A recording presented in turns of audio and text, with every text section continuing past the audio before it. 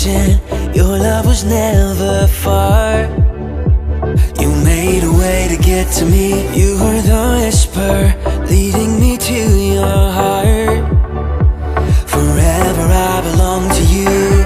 Now I can see clearly, my God, you for me. You won't let go.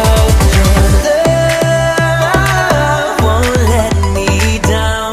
And I know it's true. Yeah, I know that your love is all around. I believe in you, holding on to you, holding on, and I know you will never fail. I want all of you, you never change. Your love won't let me down. Love won't let me.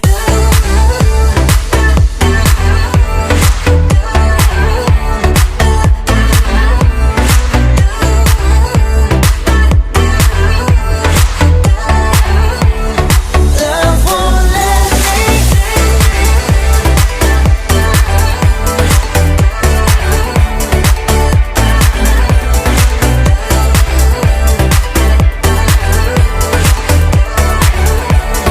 Love won't let me. Right when I need you, you listen as I pray. You leave the 99 for me. You paint the sky with promises of your grace. So I will find my way to you. Now I can see clearly, my God, you for me. You won't let go. Your love won't let me down. And I know it's true. Yeah, I know that your love is all around. I believe in you, holding on to you, holding on, and I know you will never fail.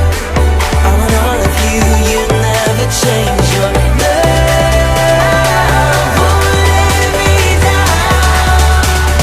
Love won't let me.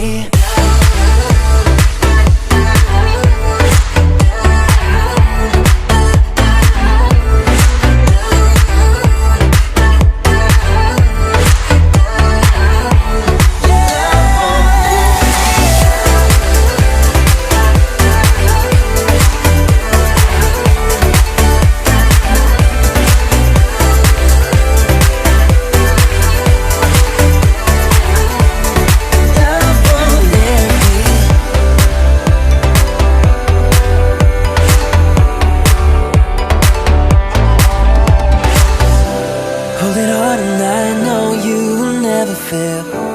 I want all of you, you'll never change. Your love won't let me down. Love won't let me.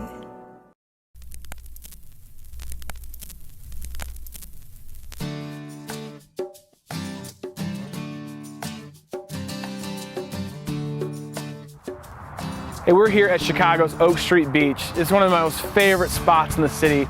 During the spring and summer, this place is packed because you have the beach, which is right on Lake Michigan, which people treat like it's the ocean. And then right behind you, you have this beautiful skyline. It's one of our kids' favorite places to come and to hang out during the summer. They love being able to build sandcastles on the beach with the skyscrapers right behind them. Right now, my son Elijah is really into like the old school G.I. Joes, like from the 80s. So every day he wants to have a huge battle all over the family room, and I love it. I love getting down there and having those battles with him. His little sister Gigi, though, right now is really into princesses and My Little Pony. So there's that. I'm not really doing battles with My Little Ponies, I'm gonna be honest with you. See, we love being able to be with our kids and to be able to introduce them to who God is, our great and big God. And we're so grateful that they genuinely love God and are learning more and more about Him. But the reality that my wife Jean and I know is that even though we're doing the best that we can to teach them about God and introduce them to Him, they're going to assume certain things about God, not from what we say, but from what we do. See, their little images of God are going to be directly connected to us, their parents.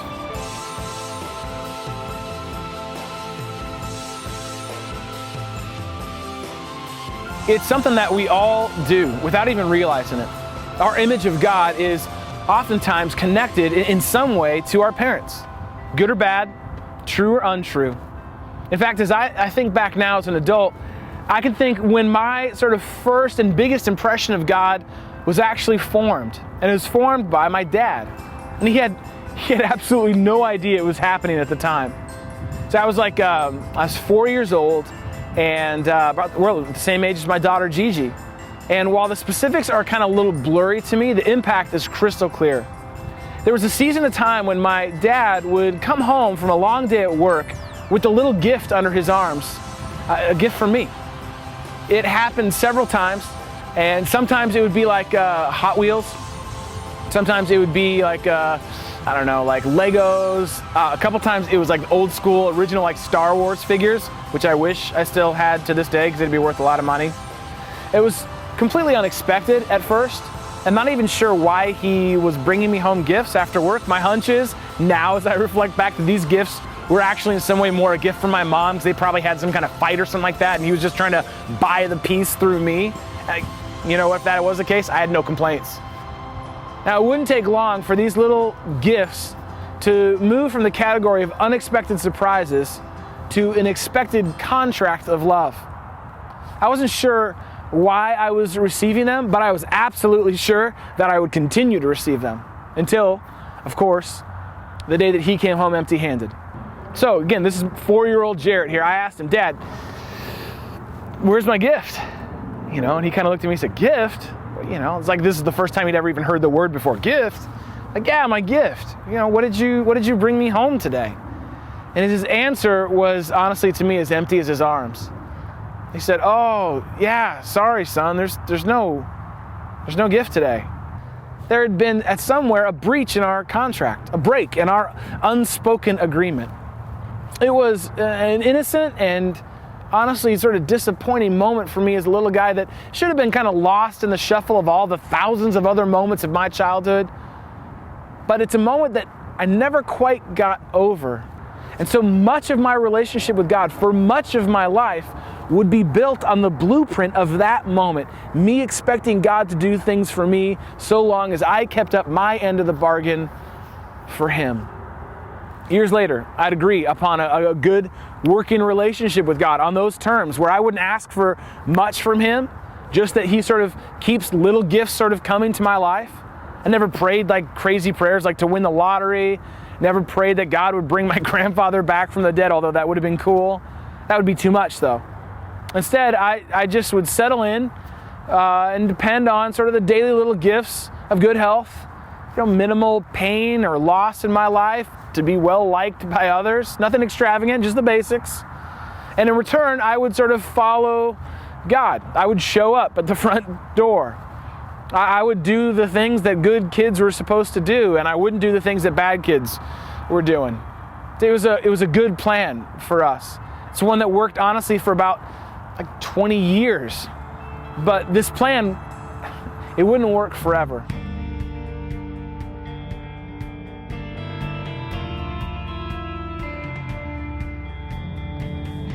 The reality of life and the pain even of life would change and alter and challenge this unspoken and unclear agreement that I'd made with God.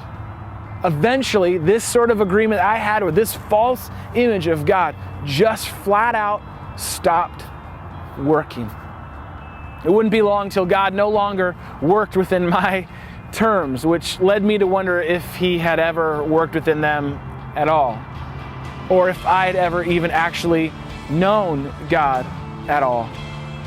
See, in sort of all the mess and sort of chaos that had come into my life, I had built a God from my parents. And I began to question not only what I had done with my life, but more important, what God had done with it. Or better put, what God had done to it. See, the role that your parent plays in shaping your view of God is big and real. How could it be anything other than that? I mean, just think about it for a second. Your parents are your first and most formidable relationships that you have. They're sort of your first invitation to affection and acceptance and strength and tenderness and authority and to stability and love. Their ability to give you what you need, as well as their inability to do so, all that goes into the mix of how you actually perceive God, how you perceive Him to be, and how you experience Him well beyond your childhood.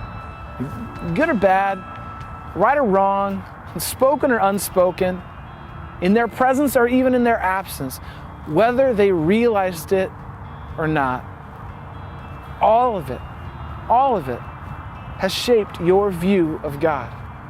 I think of friends of mine like my friend Lisa, whose dad, as an adult woman, whose dad has yet to say the words, "I love you" to her.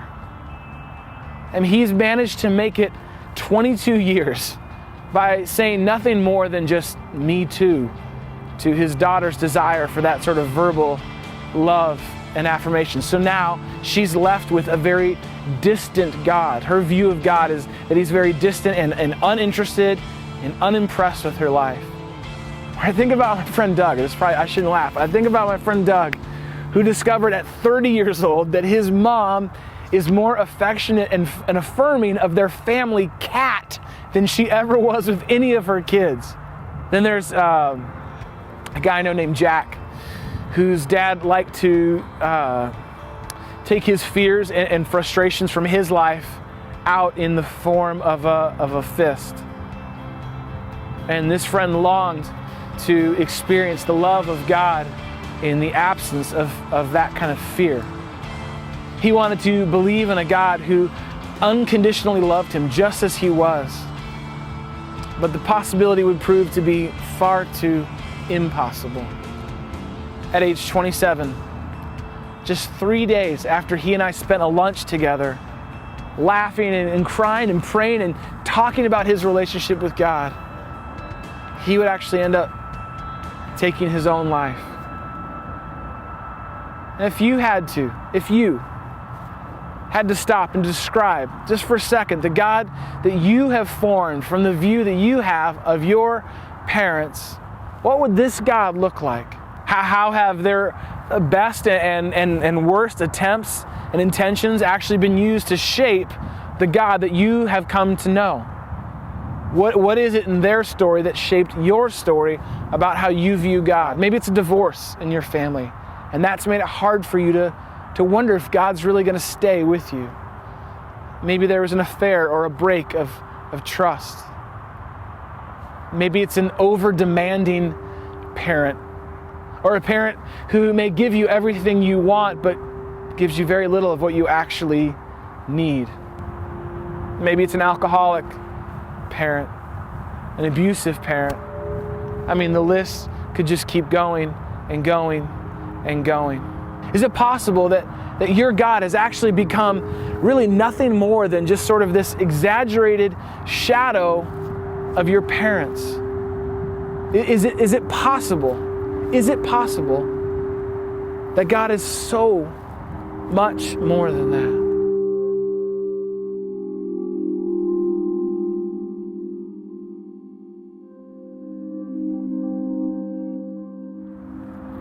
See, no matter who your parents are, there's a reality of God that is available to every single one of us. No matter what your story is, there's a truth about God, an image of God that is repeated again and again and again throughout the Bible. And it's this image of God as our Father, our heavenly Father, our perfect Father, a perfect parent who loves us unconditionally. So there's a moment in the Bible where you and I get a glimpse of God's perfect parent heart. And He shows it towards His Son, Jesus. I mean, have you ever even stopped to think about that we call God our Father and Jesus His Son? God's heart of a parent is so clear throughout the Bible. And this moment that I'm talking about comes really at the beginning of Jesus' public ministry. It's before He ever taught anything. It's before He ever performed any miracles, healed anyone, or brought anyone back from the dead, before He did any of that kind of stuff. It comes at the baptism of Jesus. Look at God's perfect parental heart of love. The moment that Jesus comes up out of the waters, this is what the scriptures teach us. The moment that Jesus comes up out of those baptismal waters, the skies open up and he saw God's Spirit, which looked like a dove, descending down and landing on him. And along with the Spirit, a voice said this, "This is my Son, whom I've chosen and marked by my love. He's the delight of my life." This is God's heart for you and for me. This is so much bigger than the sort of supersized version of my parents that I created for God. He is your heavenly Father who loves you unconditionally, a perfect parent, and you are marked by His love.